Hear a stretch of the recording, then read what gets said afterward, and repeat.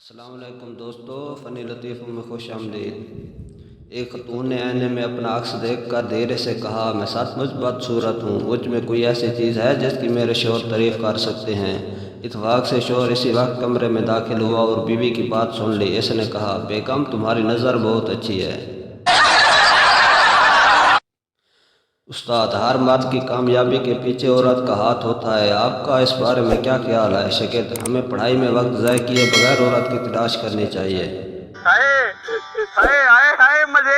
پٹھان نے ایک بچے کو اغوا کیا اور ایک چٹ پر لکھا کہ 50 لاکھ روپے کل صبح تک پل کے نیچے رکھ دو۔ پھر یہ چٹ بچے پر چپساں کر کے بچے کو گھر واپس بھیج دیا۔ دوسرے روز پٹھان پل کے پیچھے گیا تو وہاں 50 لاکھ روپے موجود تھے اور ساتھ ہی چٹ تھی جس پر لکھا تھا، ہم کو پیسہ کا افسوس نہیں ہے، افسوس اس بات کا ہے کہ ایک پٹھان نے پٹھان کو لوٹا۔ بیوی فون پر، جلدی گھر آئیے، منّے نے سوئی نکل لی ہے۔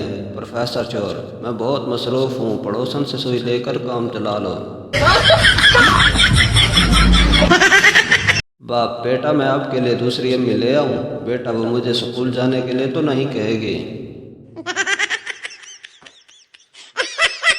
ڈاکیا ایک محلے میں ایک لڑکے سے پوچھتا ہے کہ یہ فلاں شخص خالد کا گھر کہاں ہے؟ لڑکا، فیصل کے گھر کے سامنے۔ ڈاکیا، فیصل کا گھر کہاں ہے؟ لڑکا، خالد کے گھر کے سامنے۔ ڈاکیا، اچھا تو ان دونوں کا گھر کہاں ہے؟ لڑکا، آمنے سامنے۔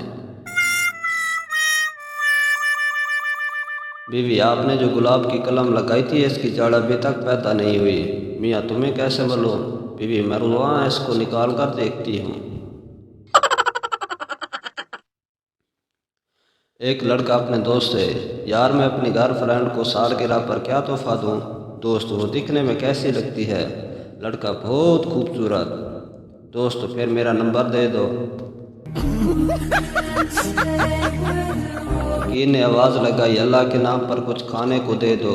گھر کے اندر سے ملازم نے جواب دیا، بیگم صاحبہ گھر پر نہیں ہیں۔ فقیر نے کہا، میں نے کھانے کو کچھ مانگا ہے، بیگم صاحبہ نہیں مانگی۔